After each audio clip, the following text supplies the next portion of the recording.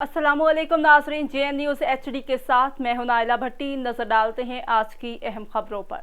खबर शामिल करते हैं कहरोड़पका से तहसील रिपोर्टर हाजी अब्दुल मालिक की रिपोर्ट के मुताबिक additional inspector general of police जनूबी पंजाब एहसान सादिक की हदायत पर district police officer Mohammad Kashif Aslam की जेर सदारत DPO ऑफिस में मोटरवे पुलिस, पेट्रोलिंग पुलिस और ट्रैफिक पुलिस अफसरान के साथ रोड हादसात की रोकथाम के लिए मीटिंग का इनेकाद हुआ।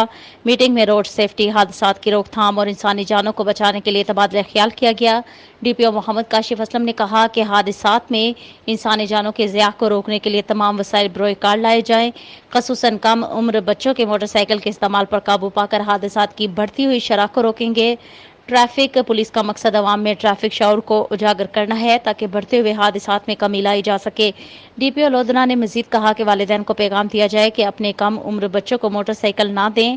ट्रैफिक कवानीन की खिलाफ वर्जी करने वाले इंसानी जानों के ज़िया का सबब बनते हैं, जिसके खिलाफ जीरो टॉलरेंस पॉलिसी पर अमल किया जाए।